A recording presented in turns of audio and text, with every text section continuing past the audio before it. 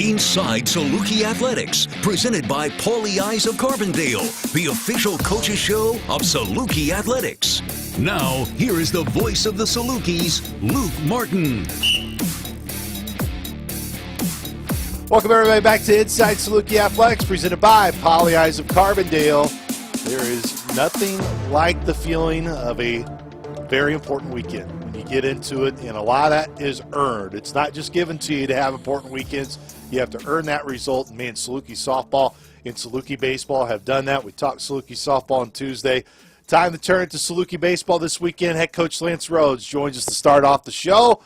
Coach Rhodes, right, there can't be a better feeling. I mean, I know the weather and all that shifting the schedule around, but regardless of the uncontrollables, the thing that you've controlled is your play, and your team has earned to have a weekend that's going to mean a lot. Yeah, it's this is what you play for, and when you kind of look at the schedule at the beginning of the year, there's some weekends that just from traditional competition, things like that, you kind of circle them on, and you're like, man, this could potentially be a big weekend. And we knew Missouri State going into the season was going to have a very good team, and we were hoping that this weekend of the year would kind of be what it is.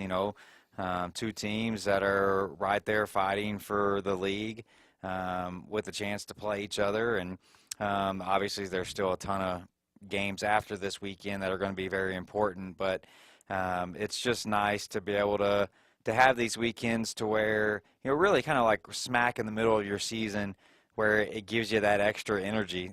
Not that you always need that, but it is a long year. And if you can have those moments in the season to kind of perk you up a little bit, get you a little more excited, get the adrenaline going a little bit, that's what this weekend is going to do. It's going to be great for the fans as well. And even though, yes, the weather Friday, Saturday are out, doubleheader Sunday, Monday, still can be the hill may be a little wet still over the weekend, but it's still going to be a great opportunity for the fans to come out and see really good baseball. Yeah, and I hope the fans in our area, I hope they come out. And it's going to be damp, it's going to be wet, it's going to be cool, but you're going to get the opportunity to see two really good teams go at it. And I think it'll be an entertaining series, and I hope we just have some fans that put on the coats, put on the rain jackets, and come out and watch us play. I admire you, Coach Rhodes, but last week when you told me, hey, I think it's going to be hard to get some words out of Tyler Timmerman, turns out he's one of the best interviews we've done all year. So I don't want to question your judgment on some of your guys, but, man, he did again. What a phenomenal outing for Tyler, for Timmerman against Lindenwood this week. Just what he continues to show you guys improve, because that is such a valuable role. And, man, he showed it again against Lindenwood, who's a much improved team from last year. Yeah, I mean, you look at what he did, and I don't want people that see it to take it for granted. Lindenwood was hitting .311 as a team going into that game. They were out hitting us from a batting average standpoint.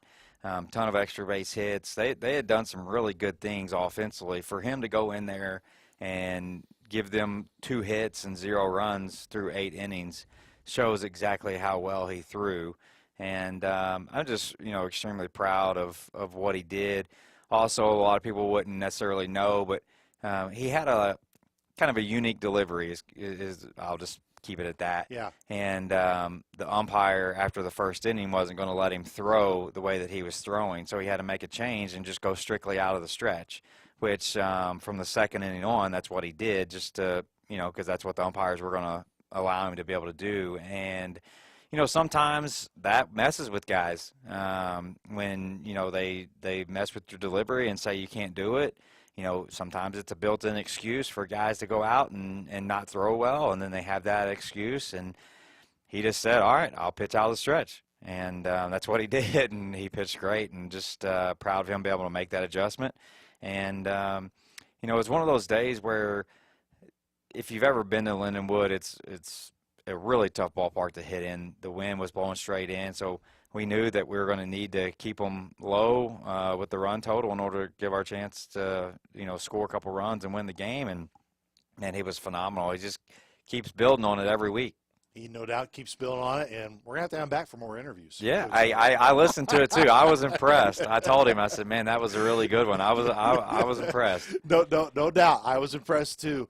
Look, You said it going into the weekend. I really appreciated your honesty and your candidness with me last week, saying, look, this is a weekend going into the Bradley series of we have to take care of business. It's a game where we have to go through all the weekend. At the end of it, we have to have 3 wins. And your team did it.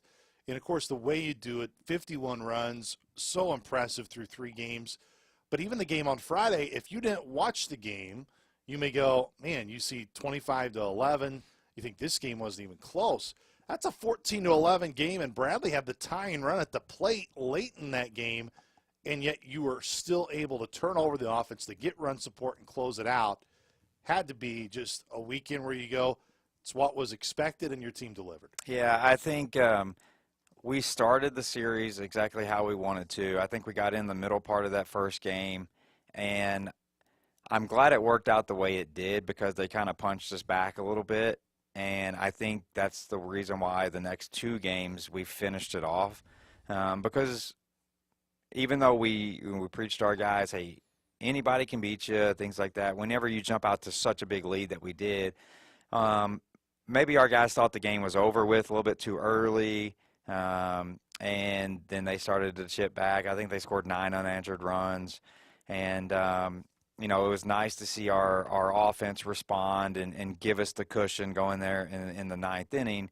But I also think, Bradley showing that they can score runs and do some things, I think it helped our focus on the doubleheader day, knowing that, hey, let's not let them back into a game once we get in that position. Of course, Alec Niggett, when you kind of start the game off like he did, gives up a home run in the first inning.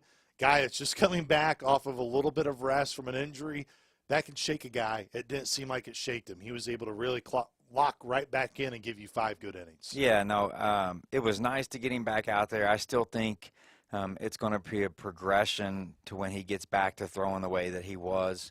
He was so locked in prior to taking the line drive, and not that last weekend was bad by any means. But I just think that he just didn't get much bullpen time going into that weekend. I think he'd thrown 1 time off the mound, and it was kind of a shorter stint because the weekend got moved up, actually. And, hopefully as he gets back onto more of a routine, can get off the mound a little bit more, he'll get back to what he was closer, before the line drive. And I fully expect him to get back to being what he was. But it was just nice to get him back out there and, get back on the mound for the first time. Look, when you have those type of weekends, Coach Rhodes, where you hear that number, 51 runs scored, they're kind of in the back of your head, or you may go, man, had to be a lot of errors, a lot of mistakes necessary from Bradley. That wasn't really the case. Your team swung the bats well and earned a lot of those runs over the weekend. Yeah, we were looking at the TrackMan information the other day in the office, and I think on the first 2 games of the series combined, we had like 12 balls over 103 miles per hour. So our guys were doing some damage, and it was nice to see. It just wasn't, the Shark had a huge weekend, but it was a combination of a bunch of different guys in there, and you combine it with, some solid defense that we played too, with, some good pitching, and, you kind of get the scores that we had. But, man, I don't know if you'll see 51 runs on the board very often in a 3-game series. No, and you talked about Shark, man. He's been a guy over the last couple weeks. You said, man, have you seen him start to really lock in? And that, when I say to really lock in, it kind of implies he hasn't been locked in. He's always been locked in. But, man, if anyone ever had any thoughts of, did the Salukis really miss Matt Shark a lot last year? They're really finding out here over the last week or so. Yeah, we missed him a lot last year. Yeah, I think, one, when he just stands in the box, there's something that you do mentally to the pitcher just because he's so big, right? Yeah. And then the production that he can bring with that. And I'm just super proud with how he's playing right now. I mean, he's got that leadership skill to him. He's playing third base great. The only thing that I was super disappointed in last week, I just cannot believe that he didn't win Player of the Week. And I usually keep thoughts and things like that to myself. Man, I replied back to the Missouri Valley office, and I just no way should he not have. And I take nothing away from Nick Rodriguez, and he had a good week and things like that. But I mean, when you got a guy who has 18 RBIs in a week and 5 home runs and things like that, it's mind-boggling that he didn't win Player of the Week, in my opinion. Well, he'll get another opportunity, like you said, this weekend. He gets a really good opponent in Missouri State. Let's talk about the Bears. As you said, early on in the season, this was a team that you no doubt had a lot of respect for, knew their offense, and had really a high potential to be the toughest lineup to navigate throughout. Their pitching staff has had some really good moments so far already in league play. They're obviously really good, and both these teams sitting in first place right now, even though it's really early through just 2 weekends. From what you thought Missouri State could be early on in the season to what they are now, where do you see this team? Yeah, I mean, I think they are what we thought. Yeah. Their offense is really good. They can score runs. I think when I was looking at the numbers, yesterday, when you look at their runs per game compared to our runs per game and the runs that they give up and the runs that we give up, I mean, you're splitting hairs. I mean, it's a very even matchup with the two teams that we're playing. They've got a couple guys in their starting rotation who are throwing the ball the best that they've thrown in their career this season. And so it'll be a weekend where, you think you look at it and it's probably going to be a pitch here, a pitch there. But I could also see the games going, we've had some, in the past, some just offensive outbursts with these guys. I mean, we've always had nice competitive games, and I'm looking forward to the series. I mean, you never know what's going to happen. It could be a 1-0 game. You just never do. You expect two offenses to go at it, but I do think there's a lot of potential there if you like offense over the weekend that you could be in for a treat. Yeah, like you said, it could be all 3 games could be 1-0 decisions, and after having all these offensive outputs, or say you're going to see a lot of runs, and then it just doesn't happen.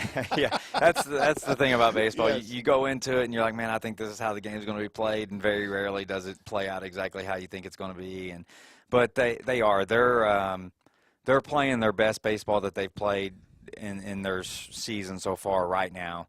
And, I know they're feeling, good about themselves just like we're feeling good about ourselves. And the nice thing is they were willing to move a weekend around. They were willing to move to a Monday. And, they've got a road trip. Well, they've got a Tuesday away game. So for them to be willing to get the games in was nice, ultimately for our players, for their players, they need to play the games. And, we're going to find a way to get the games in, whether that's, Sunday, Monday, or, more games on Monday. We'll figure it out, but we'll get them in. And it's not like that Tuesday game doesn't matter for them, because it's at Kansas State, who's having a really good season. It's a great RBI opportunity. To your point, every reason that, we want to make sure that we're well rested to have a chance on Tuesday. Everybody understands these 3 games are really important. Yeah, and that's what when we were talking as a coach to their coaching staff there. Ultimately, we've got to do our job as coaches and get the league play games in. And whether you win or lose the games, you never want the standings to come down to a winning percentage situation because you didn't find a way to get games in. And it's a little bit of inconvenience. Does it set us back for next week, potentially? Maybe. You never know how it'll play out. But ultimately, I feel better playing the games in any fashion that we play them, whether that's 1 Sunday, 2 Monday, 2 Sunday, 1 Monday, than I would if we did not get a game in, and then you look back on it at the end of the season knowing that you somehow could have got one in, and then the standings got shaken up because of a winning percentage situation. And we just want to play the games, allow the kids to settle it on the field, and it's just better for everybody that way. Look, you are so entrenched in your season, Coach Rhodes, and you're focused on your group, focused on having a good weekend against Missouri State. Not always you can look at the big picture for everybody. But as we have talked about, this has been a league in the Missouri Valley Conference that has shown year after year, whoever gets the opportunity to go into the postseason, and teams that go, not very often you see them go and they go 0-2. And there's many good chances that you can have teams, of course, even host a regional like Indiana State did, go and have an opportunity to play in a super and take Tennessee to the brink like Evansville did a year ago. Right now, the league RPI is not in a good spot. I think it's 21 entering today. It was as low as 23. Where are you at in terms of as a league moving forward? Because Missouri State's going to leave. They, of course, bring really good baseball tradition. What do you make of that? What can the league do moving forward to try to help that? Because this is a league that has the track record. It's proven that these are teams that if they get an opportunity in the postseason, they can do it. Just right now, the metrics are in that area where whoever wins that tournament is going to go. Yeah, I think year to year it's going to be different. I think where this season, where we're so far behind, typically our league has done a good job of getting off to a good start. And we're always going to play road games because of the climates that we play in. And our teams in the past, 7, 8 years have always gone and had a decent start to their beginning of the season on the road, winning some of those games. And unfortunately, a lot of the teams this year got off to slow starts at the beginning.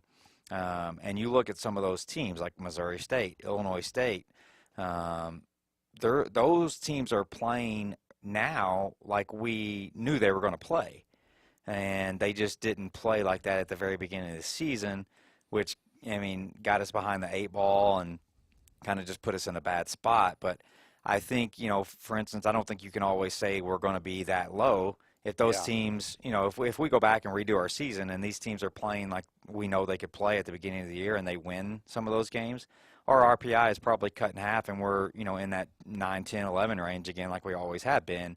So I think it's just unfortunate that some of those teams got off to slow starts because they are good teams, and I think they're starting to show that by winning in the middle part of their season, which I think it'll go throughout the rest of the season.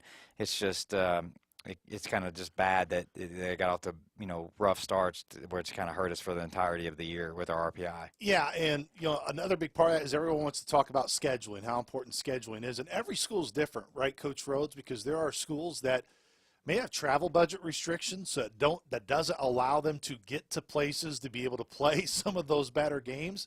And it really does. A good chunk of it just comes down, well, you got to try to win those games as much as you can. And you kind of look at a team like UIC, for example, this year, their RPI is still in a really good, respectable spot, or at least in terms of for a team that's won 5 games on the year, they're 136 in the RPI because they played the 5th toughest strength of schedule in the non-conference. If you win more of those games, then obviously your RPI would reflect that. Yeah, and the other thing is at this day and age, whenever you schedule, you really don't know. Like, absolutely. I don't think when we scheduled, Texas Rio Grande Valley, we thought they were going to be a good competitive team. I don't think we thought that they were going to be what they are this year, where they're, one of the top 25 RPI schools. They're winning their conference and things like that. So sometimes you get lucky in those, situations where, they got a few transfer portal players, they got some guys back from injury, and they're having a great year. And so I think from year to year, you might try to schedule traditionally who you think's good, and they get hit by the portal, and they're not good. Yeah. So I think it's harder than ever now to guarantee that your schedule is going to be in a position to get the RPI points that you want. And again, like you said, there's so many external factors that people, unless you're involved in the institution and you know all the things that are going on, reasons why you can schedule, reasons why you can't schedule. There's a lot of factors that go into scheduling. Also, when you schedule, you have to have the other teams that want to play you. Yes. The one thing that I know is there's nothing harder than scheduling at the mid-major level when you're good. And everybody wants to play you at our level when you're not very good, and whenever you have a good team, no one wants to play you. And so it's hard to schedule sometimes whenever you're having a good, successful run at our level, because nobody really at the Power 5 level wants to take a chance. They already got their RPI built in within their conference play. So there's not a ton of them wanting to take a chance on losing those games whenever they're looking at the mid-major teams that they're going to play. No question. We could talk about this for the next 3 hours if we really wanted to. Let's wrap it up just on this weekend. For your team, how do you set up the next couple days where, Friday and Saturday, you don't want to say are quote-unquote off before you get to a doubleheader Sunday, but for fans that are like, okay, what do you do when the weekend kind of changes like it is? What are the next couple days like for your team, and how you set them up, what is typically not the type of schedule that you go in terms of a weekend regimen? Yeah, for us, we're still kind of battling a couple nicks and bruises here and there. So we took yesterday off, gave him a breather for a little bit, and we'll kind of just progress into Sunday with a little bit ramp up of practice. Just do some smaller groups today, go into a little bit heavier on Friday, and then kind of do a little bit of mixture on Saturday where we're not too heavy, but probably some smaller individualized group, give the guys the attention that they need, and then go into the weekend. But it's one of those things where, as a baseball player, it probably doesn't affect them as much as maybe us as coaches overanalyze it or people look at it. We're used to adjusting things. It's more of an annoyance than it is does it affect our play. Like missing a Friday, Saturday, and getting backed up to Sunday, I don't think that's going to make us come out and be sluggish or off our game or anything like that. It's just more of kind of just a disappointment because the weekend's got so much, build up around it. And, you look at what it could have been with, just decent weather, Friday, Saturday, Sunday. I mean, I think the crowds would have been amazing. It would have been just a cool weekend of baseball here. And, it's just one of those things where we'll make the best of it. And hopefully, like we said, hopefully the fans will come out on Sunday and still watch us play. And then, hopefully build momentum going into Tuesday. Another big game on Tuesday against SEMO too.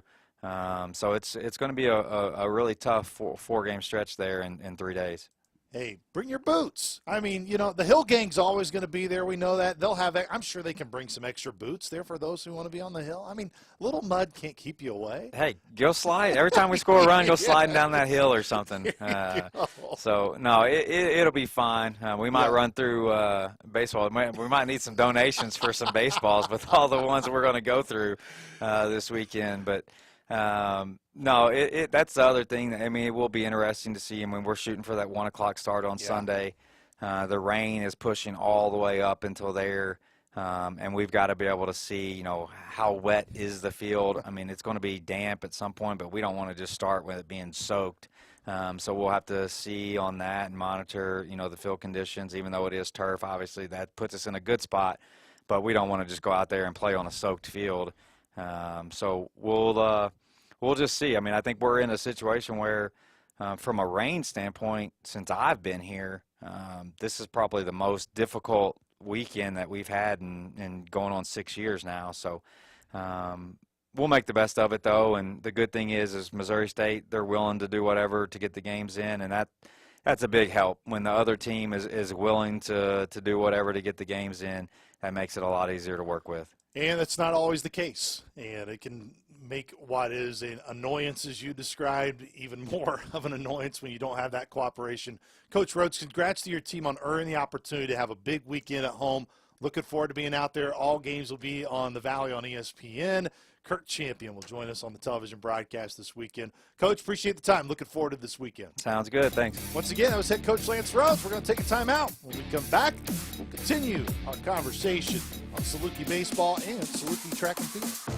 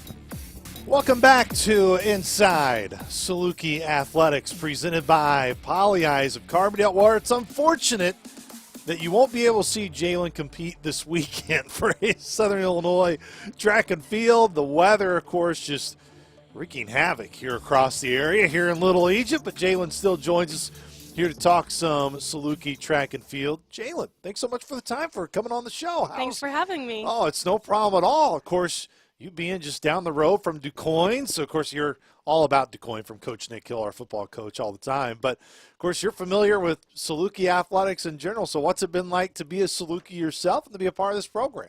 It's awesome. Whenever I came here freshman year, I was just grateful for the opportunity, and it's just exceeded my expectations. I love the coaches, all my teammates, just the environment that I'm around. It's awesome. You go through your prep career, and it's easy to see the accomplishments you've had. You've competed at the highest level in high school, getting to the state championship meet, indoor, outdoor seasons.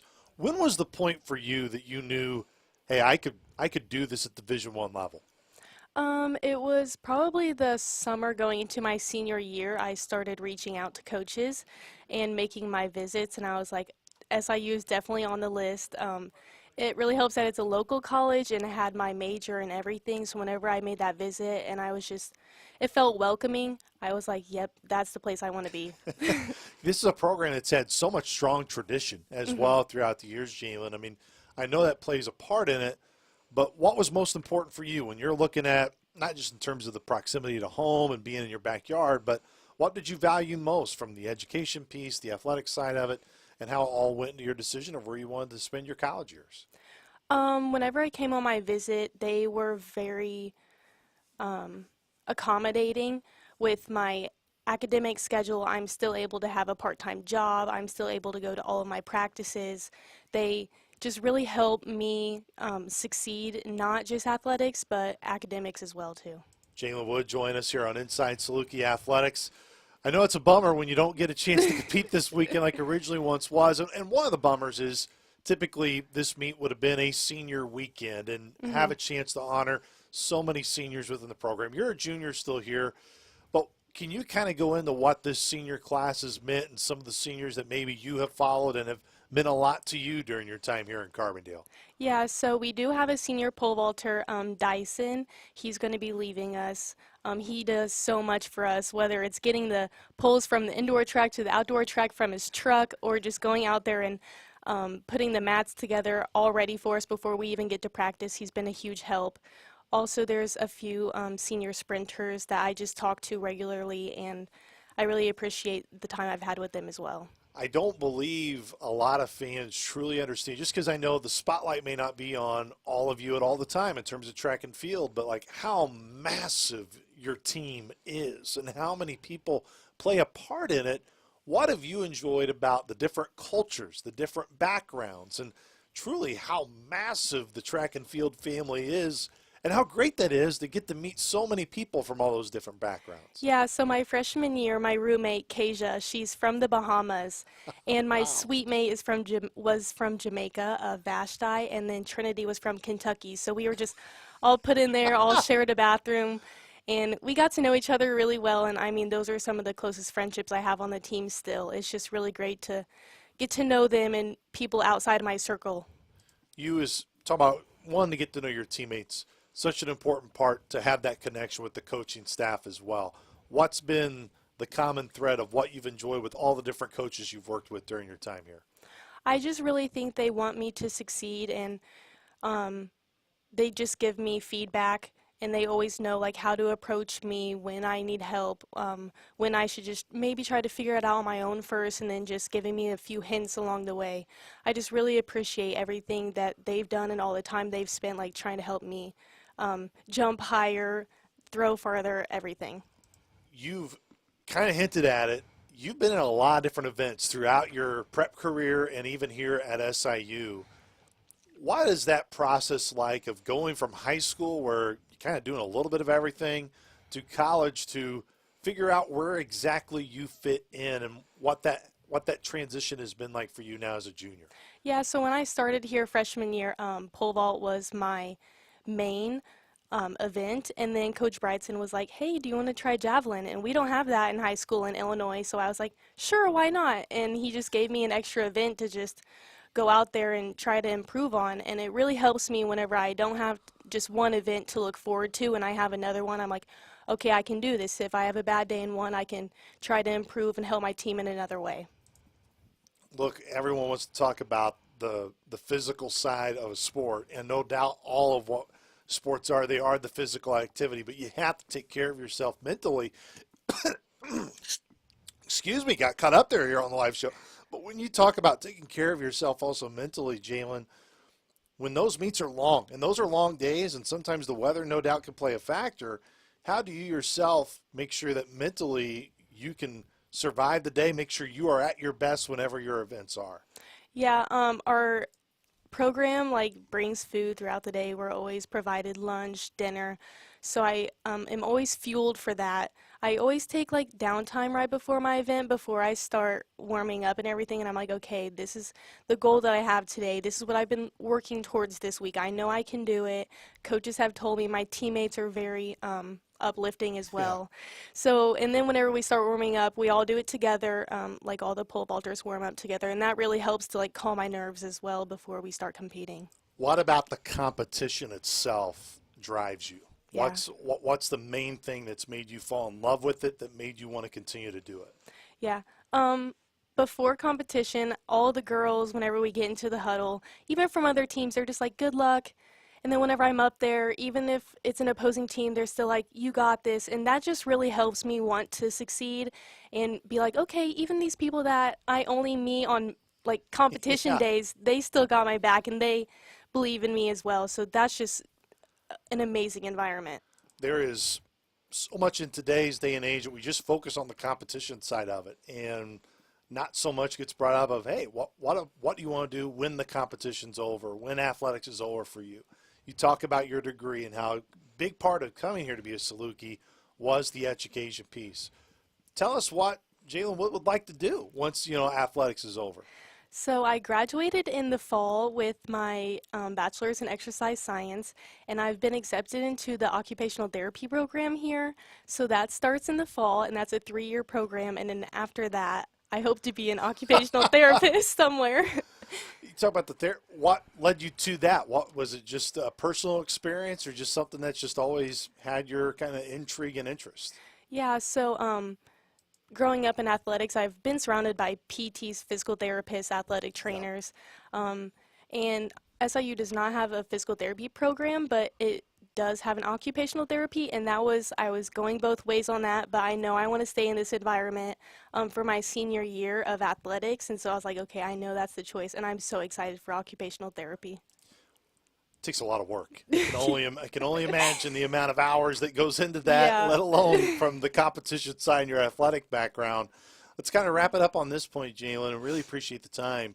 Okay, no competition this weekend, so what do you do during this weekend that now gets maybe a little bit more time for rest, but also still the importance of training and making sure the next time you're in a competition that you don't have a week where you slouched off?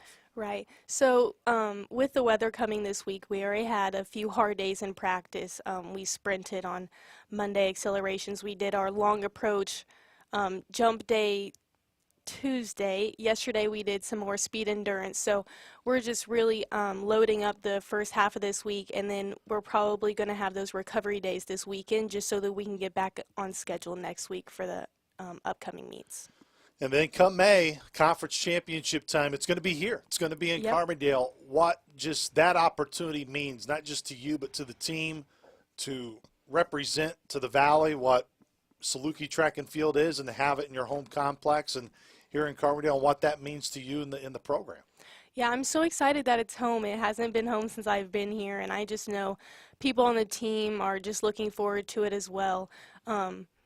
Coach Jones said in a meeting one time, he's like, it just seems like people do well whenever it's on home turf. So I really hope that's the case here and that we're all just looking forward to it and going to use it to our advantage. No doubt, and it still seems like it's a little bit of ways away, but it's going to be here quick in the month of May, and Really appreciate, Jalen, you coming on, spending some time with us, and for Saluki Nation to get to know you a little bit more. Thanks so much for stopping by. Yep, thank you. Once again, that was Jalen Wood. We're going to take a timeout. When we come back here on Inside Saluki Athletics, presented by Poly Eyes of Carbondale, we are going to have Austin Tribby, pitching coach for Saluki Baseball.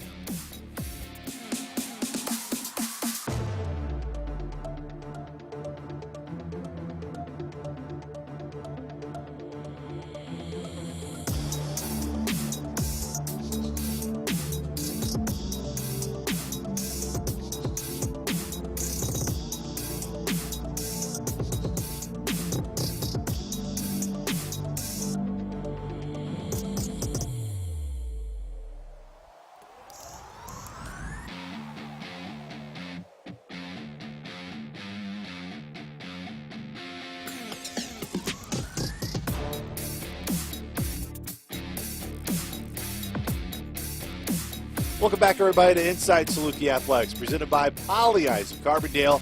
I'm not going to mention the hometown of this guy who's coming on because it does tie in to the opponent who's coming in this weekend, the Springfield, Missouri native. Austin Tribby, pitching coach for the Dogs, takes time to join us, and we spotlight him this week here on Inside Saluki Athletics. Coach Tribby, good to have you on, man. Oh, man, it's been a long time coming, man. It's been a long time coming. It has been a long time coming.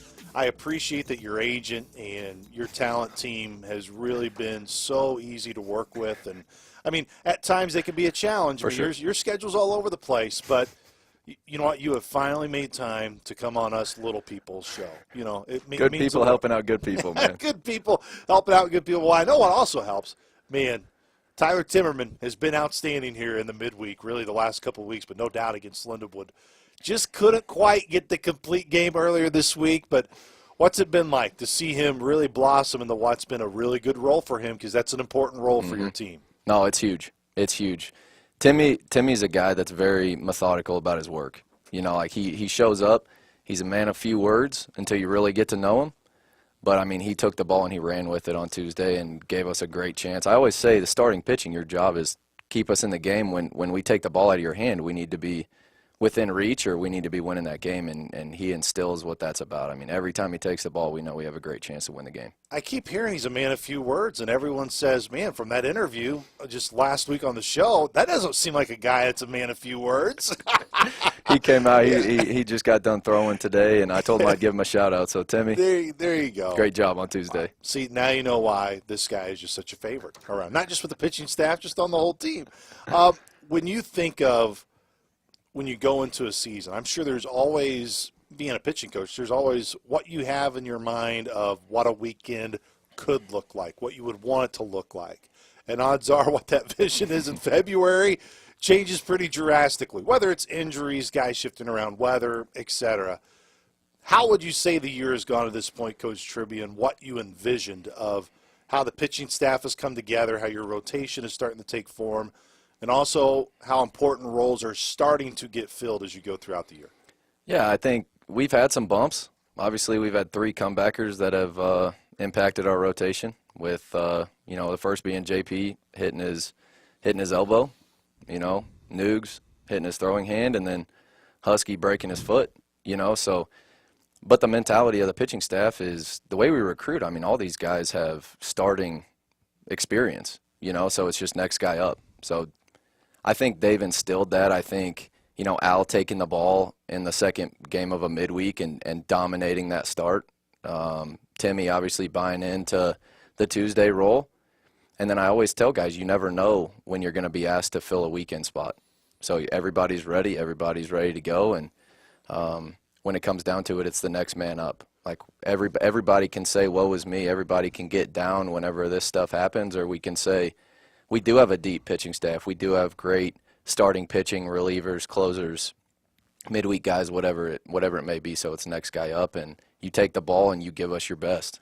Have you ever been a part of a year where the line drives, the bounces just have been so awkward and not in your way? I mean, as you described, Husky, who has been up and down this year, but he's a guy you guys have had so much belief and confidence in.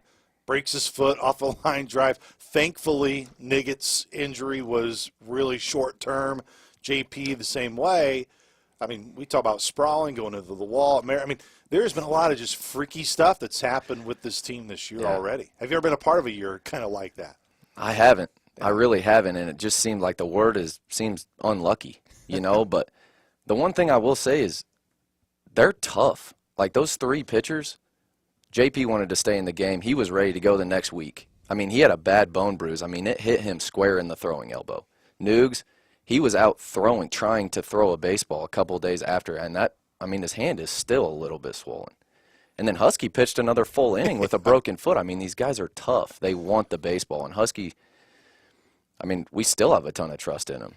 You know, and his attitude, he's been in our Coach Daly and I's office doing scouting report work, like trying to impact the game off the field a little bit too. And it's just a testament to their toughness. Look, one of the things you talk about toughness within your team, and not just within the pitching staff, but within the team. This is a tough group, and we were chatting about that before you came on the show.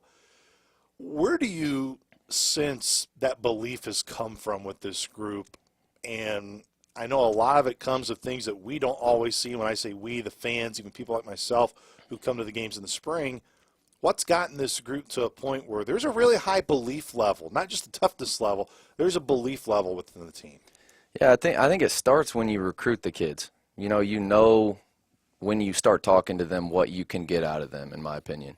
And what Coach Daly and I do is we instill confidence in these kids. You know, they've all had a separate path, different path to get here, and it all makes them who they are today. So building off what they can do and then, you know, developing them a little bit, but then letting them know that your best is plenty good enough. You know, I had a conversation with a guy yesterday. We're watching video and talking about mechanics, talking about anything like that. I'm like, listen, we get back to what we do, 1 pitch at a time, 1 out at a time, 1 inning at a time.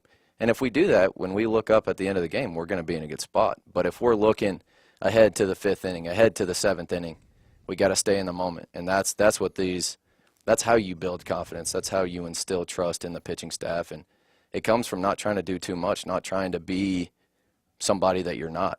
You know, everybody can't go out there and have their best every single day. So it's what can you pitch with? What outcome can you give when you don't have your best stuff, I think is the MO of this pitching staff right now. You find a way to win games. And when you go throughout a year, even like last year, it wasn't necessarily an overwhelmingly great year for you guys as a pitching staff, but even when it mattered most, you saw Fuller, Dermody, and Prawn all were just on a different level come the conference tournament when you need them the most. Mm-hmm. But it was looking for other guys to join them. What were the biggest conversations that you had with Coach Rhodes, Coach Daly, Coach Ryan, everybody with it? What did you guys communicate from your side of a pitching staff of, we got to get better in this area? These are the guys I got to try to go out and find so we can improve. Yeah, I think just putting them in situations of success. You know, maybe there's a guy that hasn't pitched for a while, you know, giving them a clean inning, trying to go out there and get 3 outs, build that confidence. I mean, you see what happened. We're down 9-2, and Cole Kuntz comes in the game, right? And he was like, I'm just going to get 3 outs. And then I went up to him and I was like, let's do it again, yeah? And he was like, yeah, I got this. And then the next inning, then we cut the lead a little bit, or cut the distance a little bit shorter. And he's like, I got this. And then he did. And I mean, they weren't long innings. I mean, it's down your throat. It's strike 1, strike 2, strike 3. Let's get on and off the field as quick as possible because our gauntlet of an offense, we just let them keep scoring. And the cool thing about that game with Kuntz was nobody thought we were going to lose that game. I can't explain the feeling, but it's trust. I mean, and then we have a big home run, and then it's like, okay, we're here. And then Kuntz is like, I got this. I mean, he walked past me in the dugout, and he was like, I'm finishing. And I was like, yeah, I know. You know what I mean? Like, yeah. I have trust in Cole Kuntz. I have trust in all 17 of our pitchers. And that's the thing that I try to tell them, but when they go out there, they have to trust themselves. Of course, building that trust is big, but that trust just doesn't happen overnight. Where have you seen yourself as a coach, still a young coach, but where have you grown the most, Coach Tribby, in building trust with guys and how you believe the best way is to go about it and maybe how that has changed through the years? Yeah, I think it goes back a little bit to my playing career. You know, I had a little bit of an up and down. I mean, I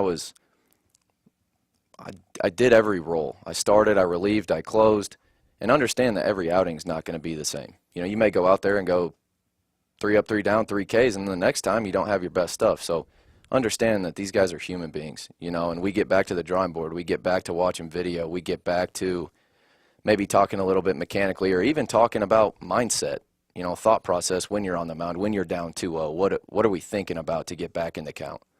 And I think that's kind of flipped for me, is understanding that they're going to have bad outings. They're going to have outings where they don't have their best stuff, but that doesn't mean they're not capable of getting the job done. I mean, we've seen it time and time again this year. When I say next guy up, Jackson Payne started out in the bullpen. Now he's the Friday guy. We got the rotation's been a revolving door a little bit because of injuries, because we need to have guys step up, because of weather, whatever it may be. So just trusting that whenever the guy takes the ball, that they're going to have their best stuff. Not thinking about maybe the outing that they just had that maybe wasn't the best that they've had. And then just instilling confidence in them that when they do take the ball, they're ready to go. There were two guys that I remembered in my time at Indiana State that specifically made huge jumps in terms of their careers. Jeremy Guerrero was one, mostly a middle reliever. ERA was in the 6.7 range, comes back after that COVID year and was pitcher of the year. I think of even Elaine Miller during my last year at Indiana State, someone who came in late in games. Honestly, it was a guy that you would put in that just, hey, the game is either out of reach on either side, comes in and just has a magical last year for Indiana State. Bring those guys up because Alec Niggett has made a huge transformation this year, but he's a guy that all of you have had the utmost confidence in. What is it about Niggett and what he's done to be one of those guys? And there's many other stories like that. Those are just two I vividly remember of guys who had some growing pains, but, man, after they learned how to pitch in the league, they come back and they are pitching at a pitcher of the year level. He's I smile, I get giddy when I talk about him because it's awesome to see the transformation that he's made and the confidence that he has in himself. And what if you're not a part of SIU baseball, you don't understand this, but his class schedule is not fun. So he's coming out early in the morning. He's coming out after practice at 5, 6 o'clock getting his work in because of, his degree in business. And he's very diligent about his work. And what I will say is Coach Daly has been a huge, huge part in this developmental process with Noogs because he has gotten down to the mechanics of his delivery. He's gotten down to his water bags, his core velo belt, really the routine. And what Noogs is doing right now is he's bringing guys with him. Like he's leading.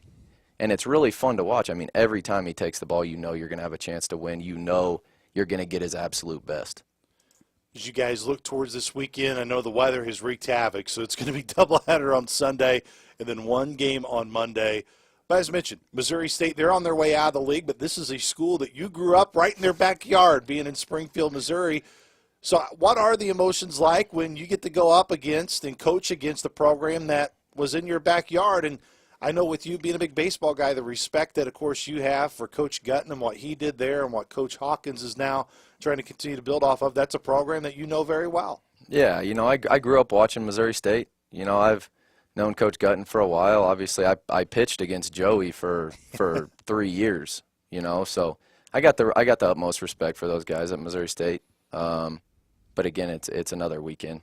There's not a ton of emotions when it comes to me and Missouri State. Obviously, I went to the University of Missouri, so we would play them, and it was fun to go back to Springfield. We'd go home and home against them, and just see guys that I grew up playing. I mean, I had a lot of really good friends at Missouri State, and but again, they're coming to our place. They're coming to the Itch, and it's going to be a fun series. It's going to be, we're both in first place. You know what I mean? So it's going to be a battle, and I'm excited for it. Both of these teams have shown to earn that spot. Again, it's only 2 weekends that have been through Valley Place. There's a lot of baseball to go, but there's always those series throughout the year, Coach Truby, that get that feels like we're in the Valley tournament. And no doubt I think this weekend is going to have one of those feels. How you balance that of you want it to have that feel, but also understanding, look, even if this is a really good weekend for either team, there's still a lot of baseball left to go after this weekend. How is that balance? I think we go at it the same way we go at any game. We have to stick with what we do best. On the pitching side, we're going to fill it up. We have to limit the free passes. On the offensive side, we know that they have a good offense too. So we're going to have to combat that on the mound, and we're going to have to really go to work with the sticks. I'm excited for the task at hand. I'm excited for the games that we have coming up, and I like where we're at as a team. How much stress-free is it to be a pitching coach when you know your offense scores 51 runs over 3 games? I mean, I can't say enough about our offense. I really can't. And you look at what we, as a pitching staff, had to go through all fall. I mean, we're going up against a gauntlet of an offense. I say it all the time. But when you look at the work that Coach Mack and Coach Ryan have put in, it's awesome. It's awesome to see. And 1 through 9, I mean, we're a dangerous lineup. And I think as a pitching staff, you get a little bit of calmness going in, understanding we're gonna score some runs, we're gonna have the pitchers' backs, and then you look at the games. We may give up a couple runs, but then in the bottom half we go back and we get them back, and that's a sign of a club that loves each other, a club that's got each other's backs, and I think it's special whenever you get to that point. It's always an inner joke that we kind of have, an inside joke that I tell you before every game, and that is, let's make sure I don't mention your name a ton on the air. Yeah. So this weekend, let's keep the Austin Trivia mentions to a minimal, okay? Sounds good to me. That sounds great to me. Coach, you know how much I appreciate you. Thanks so much for coming on the show, and it's a big weekend, and, man, there's no better feelings than when you know you're going into a weekend and it matters so much, and a lot of that has to do with what your team has earned to have those big weekends. They just don't happen. You got to earn those type of big weekends. Congrats to you and the team to this point, and excited for the weekend. Thanks, Luke. Once Go again, Dogs. Yes, no doubt. We'll take a break. When we come back, we're going to wrap this show up talking some Saluki Track and Field with Coach Jones. This is Inside Saluki Athletics, presented by Poly Eyes of Carbondale.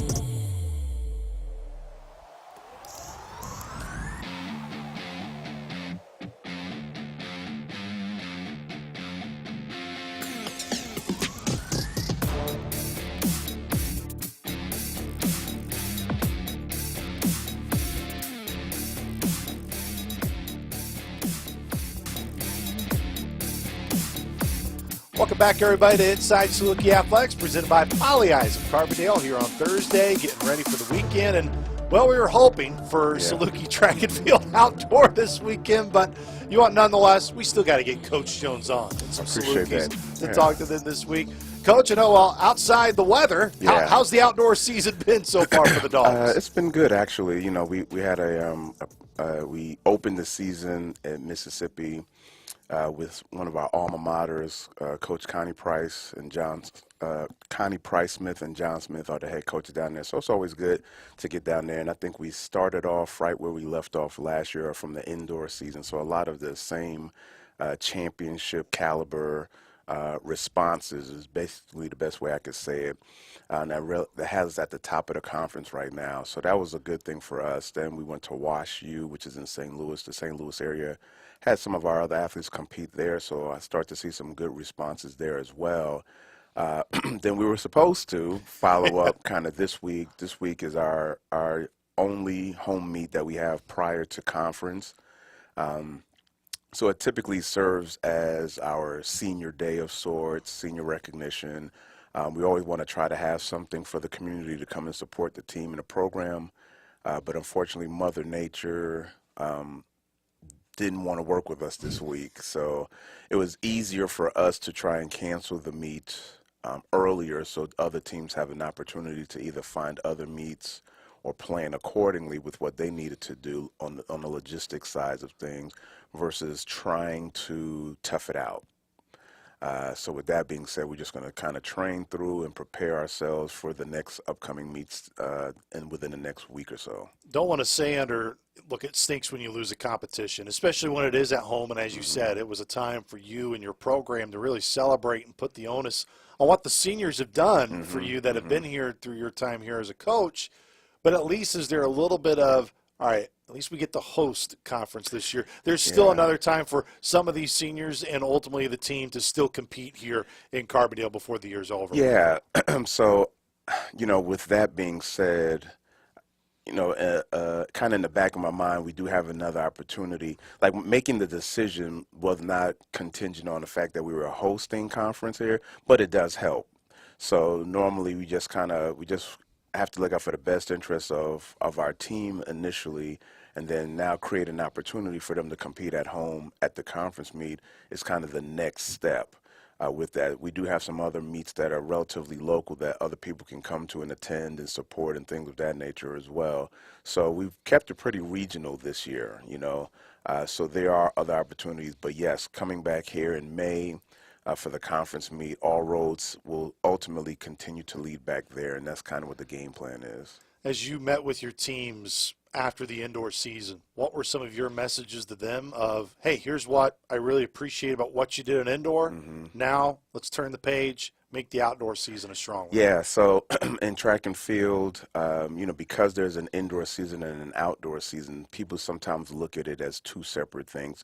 And within itself, it is, but the training doesn't start over. We just are continuing where we left off from the championship season. So that was probably the biggest message to them. We're not starting over. We're continuing where we left off from indoor to outdoor.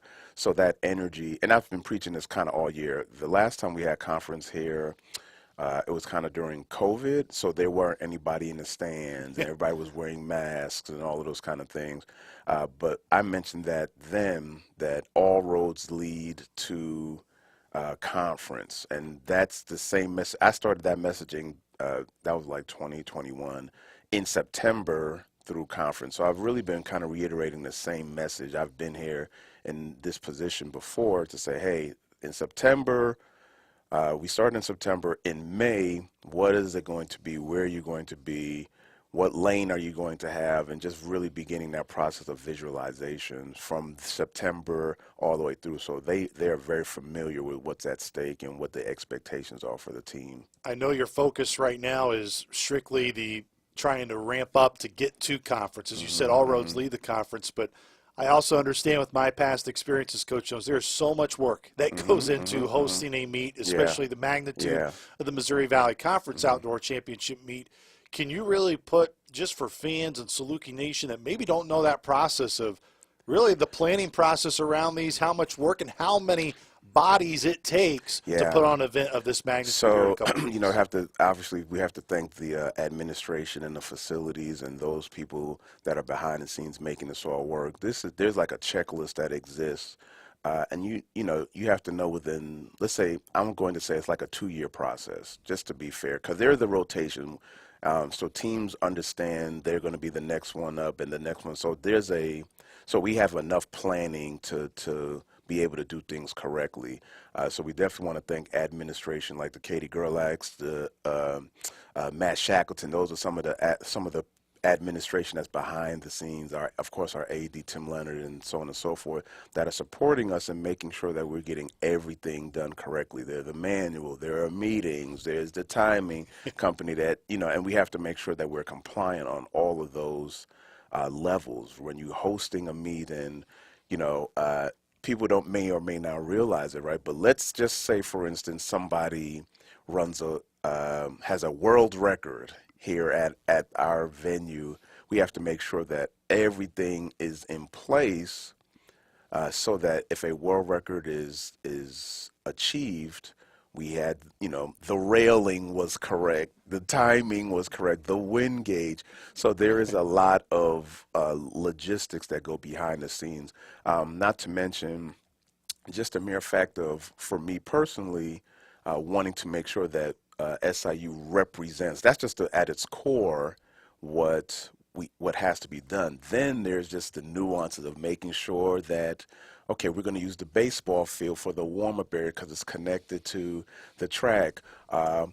Are we going to play music? Are we going to have an announcer? What are we going to do that's really going to make this experience of hosting this conference championship? What's going to make this experience a great experience so that the people from Carbondale, the parents, like I personally have to consider the grandparents that's going to be there. Do we have enough seating for them? All of those other elements that some people may or may not recognize or understand what it takes. Even the cost. How much does it cost to go to the meet? And then so there's been a lot of meetings over the last year or so.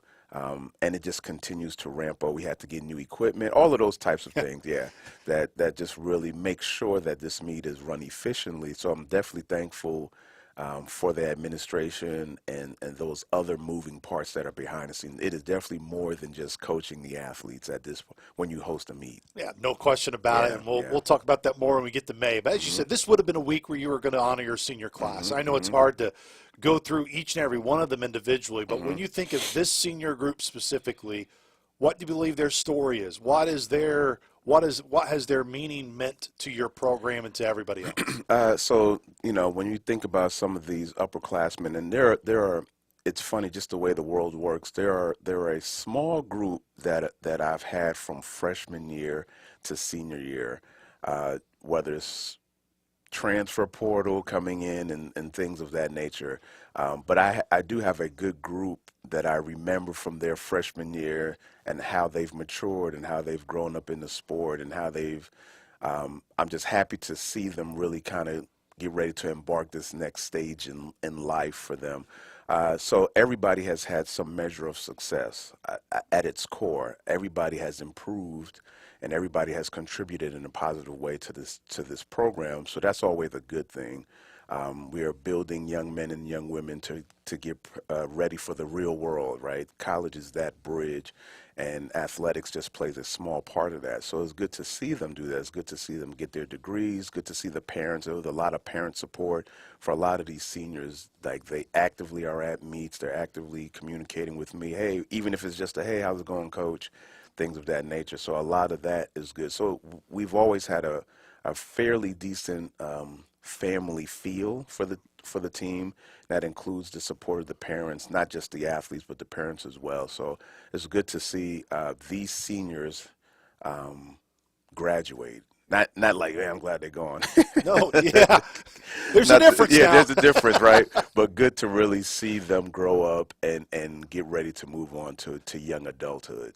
Jalen Wood we had on the show earlier, and Jalen is someone I know that's had a really big impact within the program. What type of year has she had, and what she really means to the team? So, and we like the student athletes that are from the area.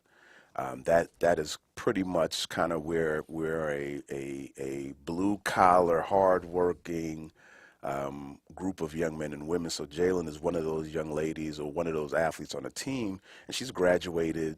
She came in very high academic student and has graduated early, right? Like, she's done those types of things, and whatever she kind of represents at its core what a student athlete here at SIU is. So her contributions athletically and academically, she'll do whatever she's been asked to do.